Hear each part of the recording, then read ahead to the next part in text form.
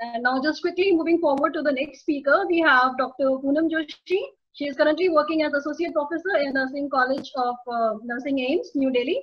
She did her BSc Nursing from AIIMS, MSc Nursing from RIT, and PhD from National Consortium.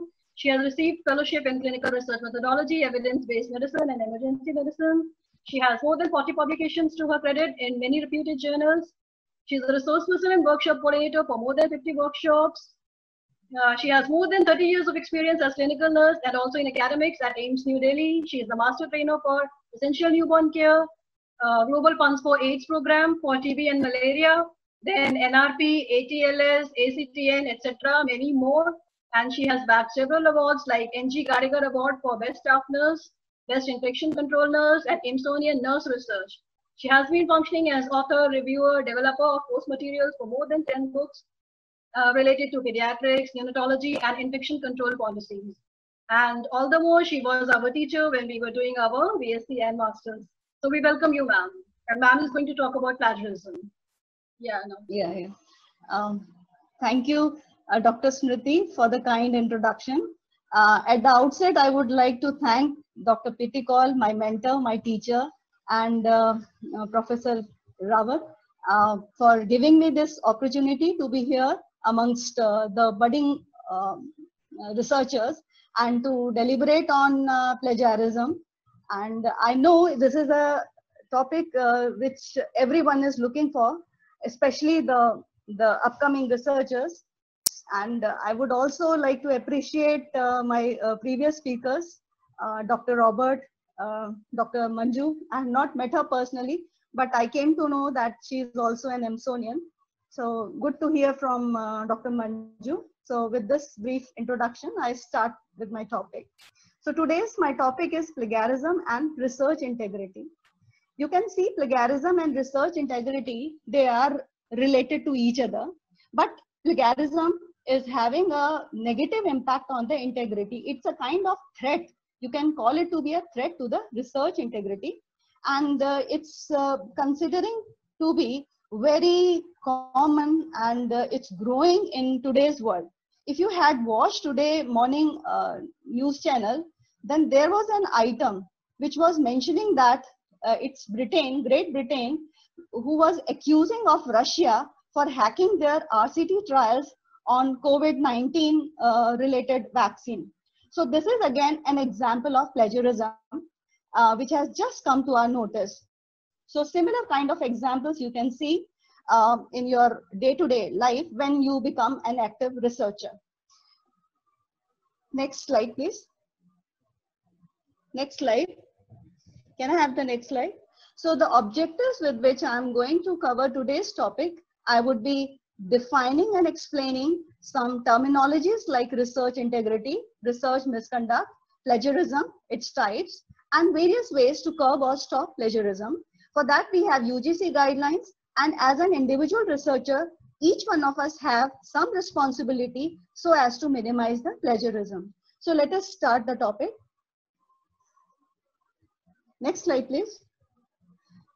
Before we further talk about plagiarism, I would like to spend few minutes on explaining research integrity, though my co-speaker, Dr. Manju, had already explained research integrity, and she had mentioned in her lecture that plagiarism is a threat to research integrity. So it's conducting a research in a way which allows others to have trust and confidence in the methods used as the research findings. So in other words, it can be said as meeting the professional standards expected by the researcher. Now the question arises, why the research integrity is important? It is important, it is vital because it creates a feeling of trust within the heart of research process, and the researchers must trust other researchers' work, and also they must be trusted by the society since they are providing them a lot of scientific evidence and the expertise. But plagiarism has become an act of academic dishonesty, and you can also call it to be a breach of journalistic ethics. Next slide. Here we have some basic principles of research integrity. So within the framework of responsible act of research, you can see the principles are professional courtesy, maintaining trust, observing transparency, promoting mutual constructive criticism, observing honesty, fairness, responsibility. So here I would like to say that we as researchers should be honest to each other. We should give credit to others for their work, and we should be very accurate in recording and reporting our research activities. So it's the researcher's responsibility to conduct the research to the best of his or her ability. Next slide, please.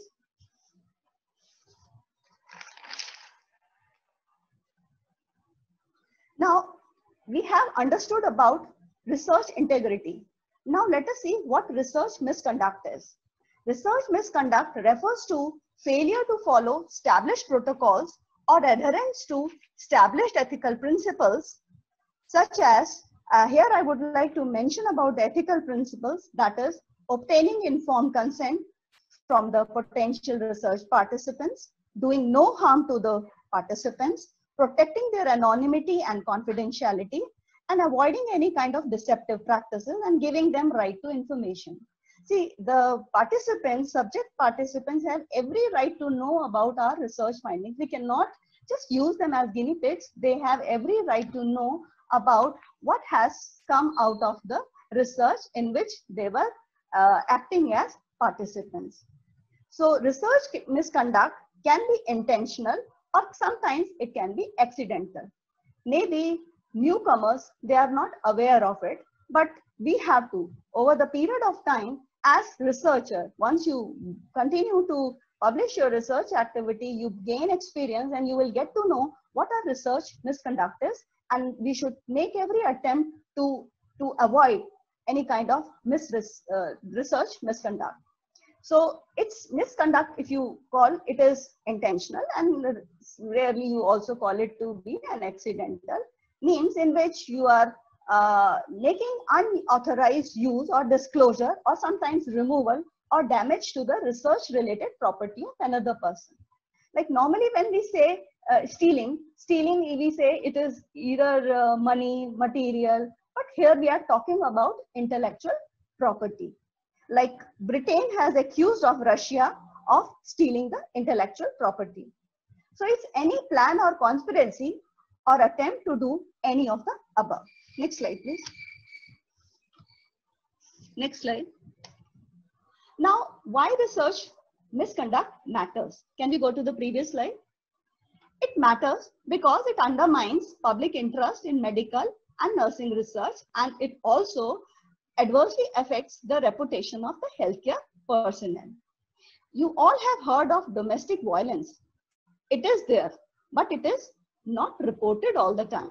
And many times it is difficult to recognize. So same way, research misconduct is very much similar to domestic violence, which we are coming across in our day-to-day life.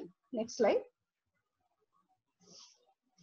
Now, coming to the types of research misconduct, you can broadly categorize them in 3 categories: falsification, fabrication, and plagiarism.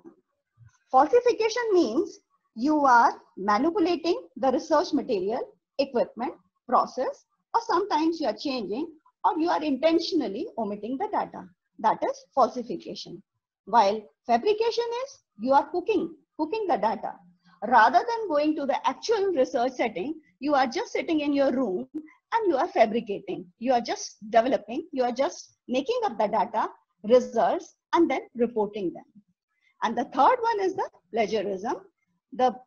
You will come across many synonyms of plagiarism like infringement,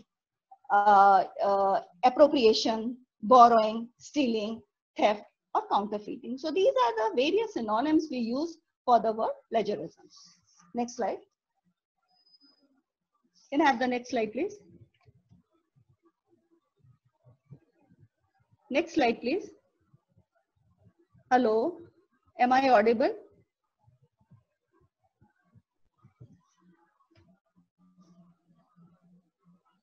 Ma'am, can you hear us? Am I audible? Yes, ma'am, you're audible. Yes, I can. But are you able to hear us? Yes, ma'am. Are you able to hear me? Yes, ma'am. Please continue. Okay, so fine. So let us see the origin of the word plagiarism.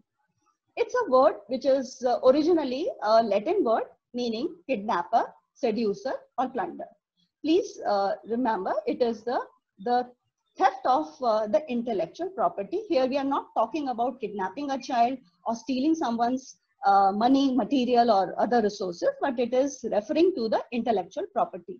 So this terminology was first time used in context to literature around 80 AD by a Roman poet called Martial.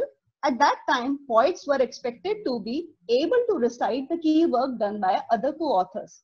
Means till that time, nobody realized this to be an act of plagiarism, like copying the work of others. But it's only the Roman poet Martial who brought it to the knowledge of the world. And since then, it's known to everybody. So plagiarism is not only seen in the healthcare setup, in the research world, it's also seen in other disciplines. Next slide, please.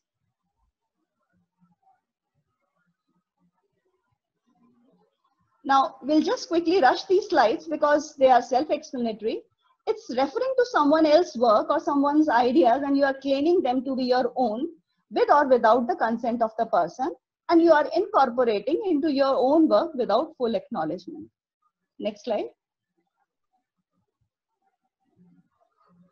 It's just the same, and I have said it could be intentional or could be accidental. If it is accidental, we have to learn from it and we should not repeat it in future. And you please take it from me, even I committed this mistake, but that was a lesson for me. So plagiarism can be a reason for rejection of your article. It depends upon the amount of plagiarism. So it's quite expected from a new researcher, but as you gain experience, you have to ensure that this act is not conducted, because this is a threat to the entire research community. So taking other people's work, ideas, results, their writings, their images is also considered to be act of plagiarism. It is not an act of plagiarism if you have quoted them properly, if you have cited them, then that is considered to be an ethical and a legal way of presenting the data. Next slide.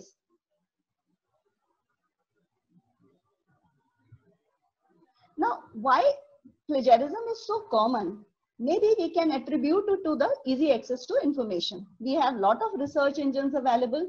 It's just information is just a click away from us. You just click, you type something, some keywords on the Google search engine or Yahoo search engine, and you get it. It's very easily accessible to you. And other reason is we do not realize it as a bad habit. It starts from early childhood. I hope you remember your childhood days. Each one of us have done some or the other kind of plagiarism during childhood. Like we tend to copy, like in order to get good grades in the class, or when I have a fear of failing in the class, or maybe I'm not able to timely manage my activities, or you can say that a person believes that he or she will not be caught. These are the things which can make a person copy or plagiarize. So these are the things we have done during our childhood, but they are not to be done. So this is something to be checked in the beginning itself. Next slide. Next slide, please. How common plagiarism is world over, and then we'll see the Indian picture. So I have brought some examples here. Today morning's news is a recent example you have in front of you, where one country is blaming the other one for hacking their research data. And then I can give you another example where the present First Lady of US, she has been also accused of plagiarizing the speech of previous First Lady. This is another example we have.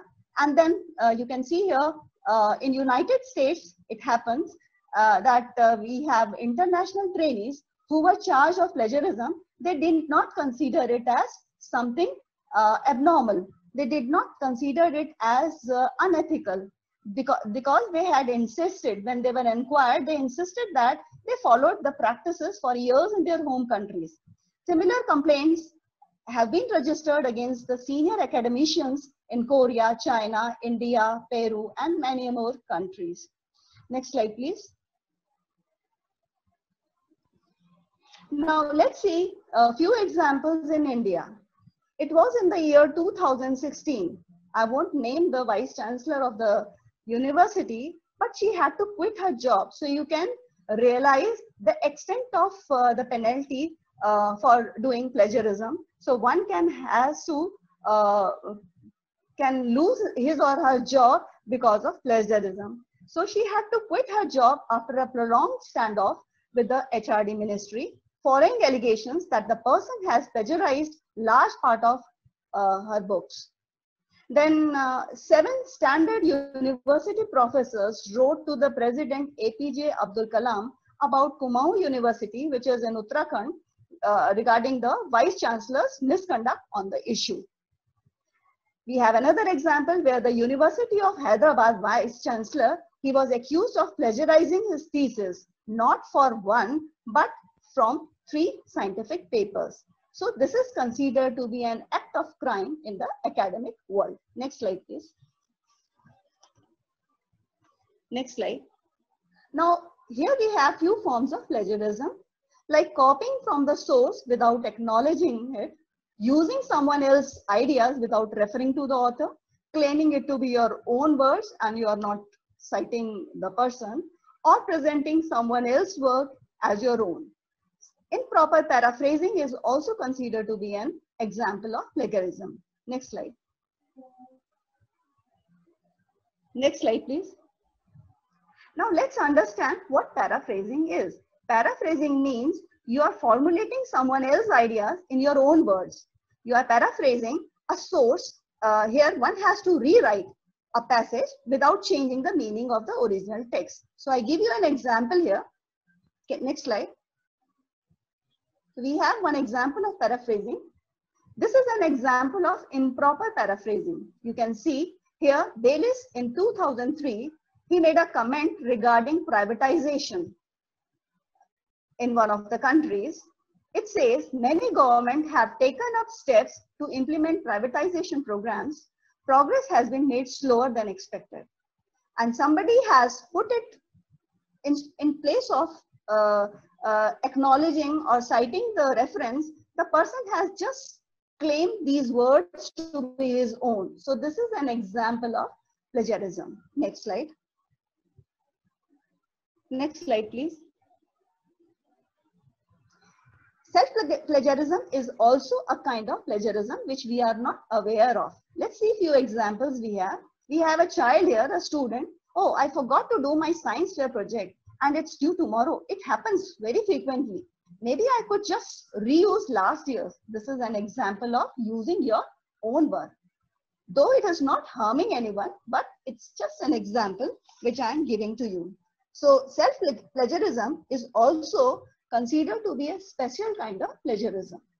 Good idea. I mean, who's gonna know? Who will know about it? Let me make use of my old assignments and submit to my teacher. So this is an example of self-plagiarism. Next slide, please.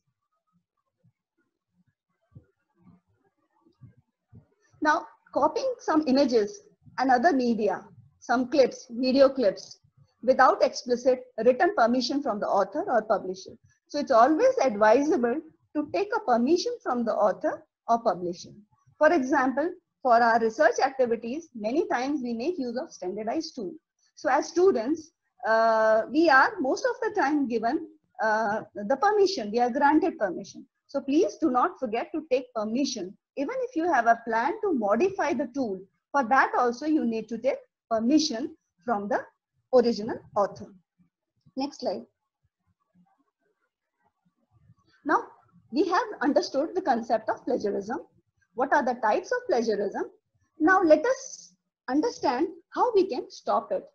So, the government of India has given this authority, next slide, has given this authority to UGC. UGC is a University Grant Commission that is considered to be a topmost nodal agency as far as the rules and regulations enforcement is concerned in the country.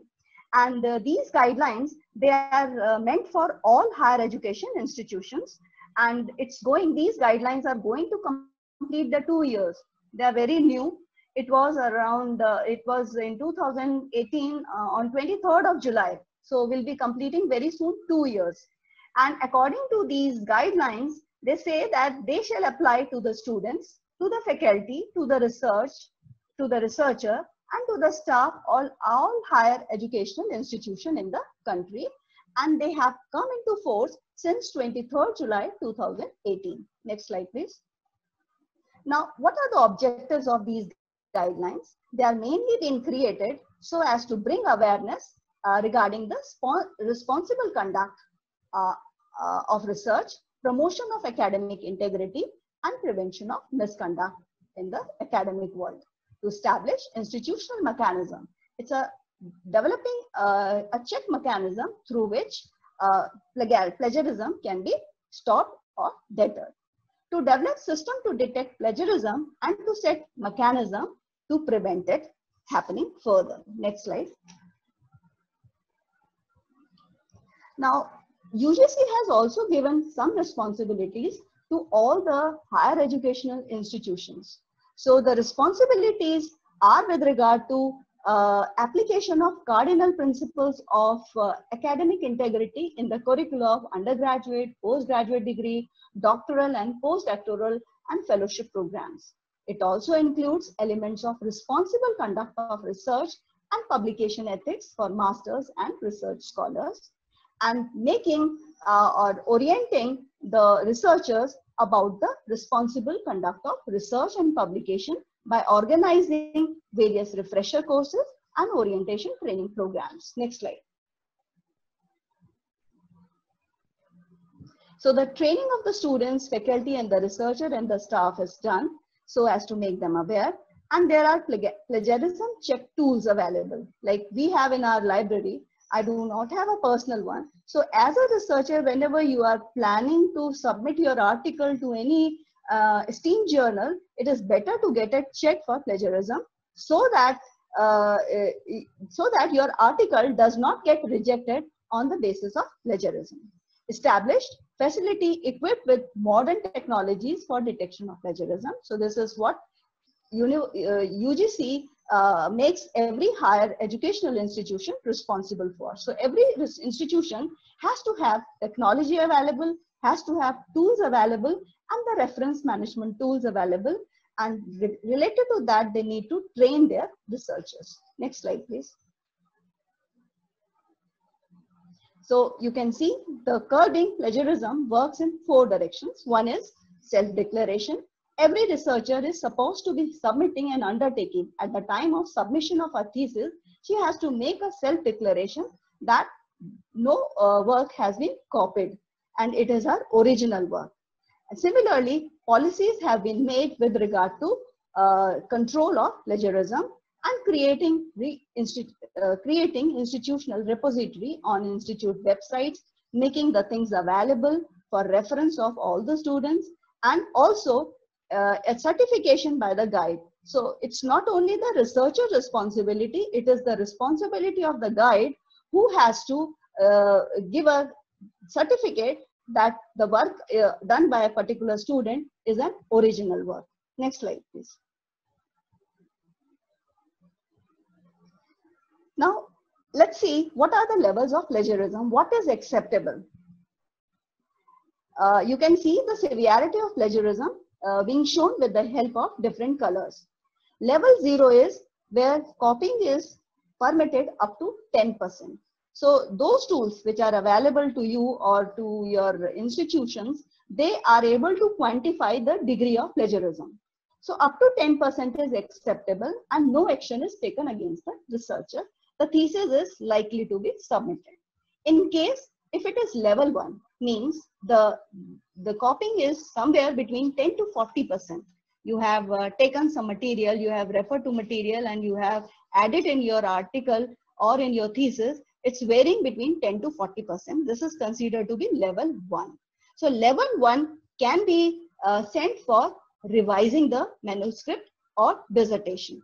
So you may have to spend another 6 months time for resubmitting your manuscript or your dissertation.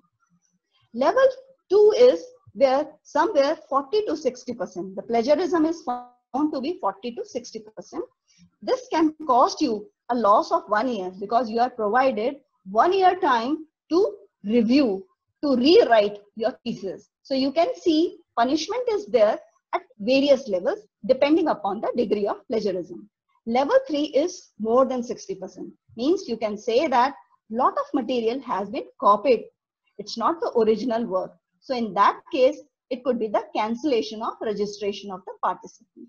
So that's the reason one has to be very, very careful. Next slide, please.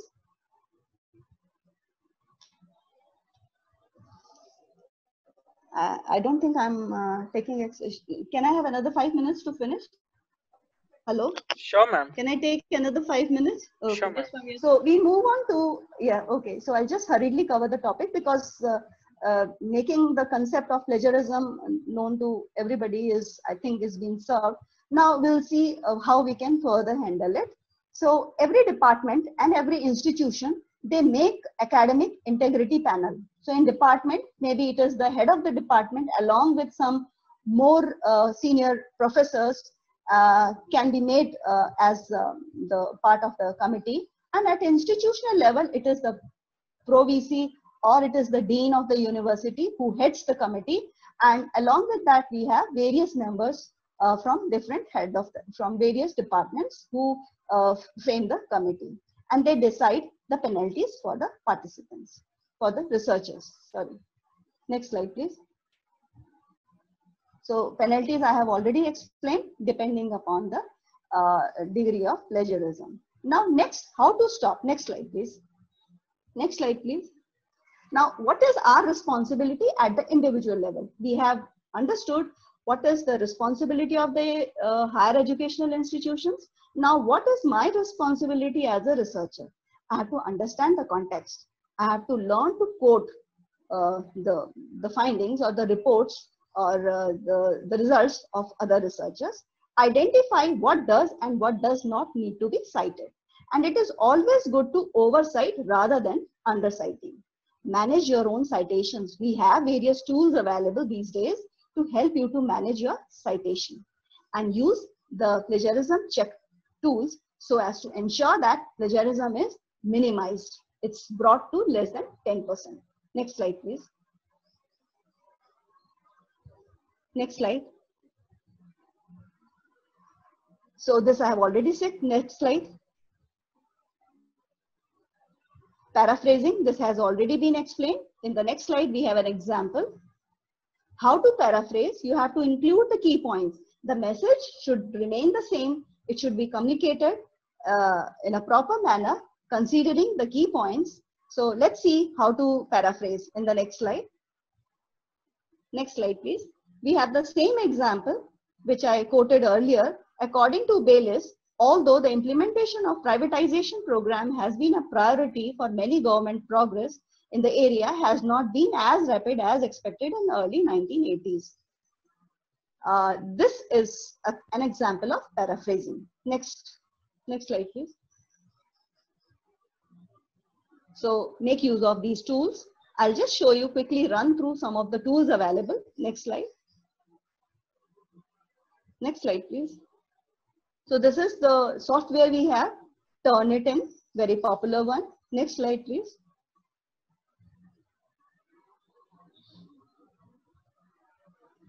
Another software for similarity check, Grammarly.com. Next slide. Arkan.com, another one. So you have to find out which one is available in your institute and please make use of it. And then I said earlier, institutions have also been given the responsibility at the national level. So we have Society for Scientific Values at New Delhi, which is functioning since the year 1986.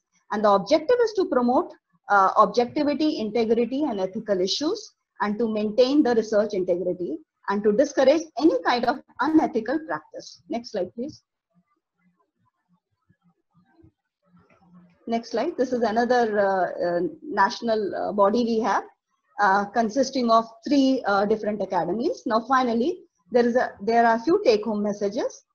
Remember, plagiarism is a disciplinary offense. One could lose all the marks on the project. This is at the student level I'm talking about. Even you may be expelled from the college. The college uses advanced software these days for detecting it. It has become mandatory. All the educational institutions have been given the authority to subject the thesis, the dissertations to these tools so as to find out, so as to check the plagiarism. So don't do plagiarism. This is my humble request to everybody. And remember, ignorance is no bliss. If you have done it accidentally, you may have to pay for it. Thank you for your kind attention. Thank you so much, ma'am, for your presentation. Indeed, it was very informative. And again, I would like to emphasize that academician, as an academician, teacher, professor, please maintain professional integrity and honesty in all your work. All the students are looking to you, all your colleagues are looking to you. So please don't do anything which can have a serious effect on your career later on. And when we are starting our careers, we all make mistakes. But once you have gained the experience, you have reached to a very high professional level, then try avoid doing all these things. And I know that the literature is available online, so much of things are available. So, but make sure that you don't copy and paste and just write your name on somebody else's work. It is a serious offense and disciplinary action will be taken against it. So be serious and maintain honesty in all your endeavors.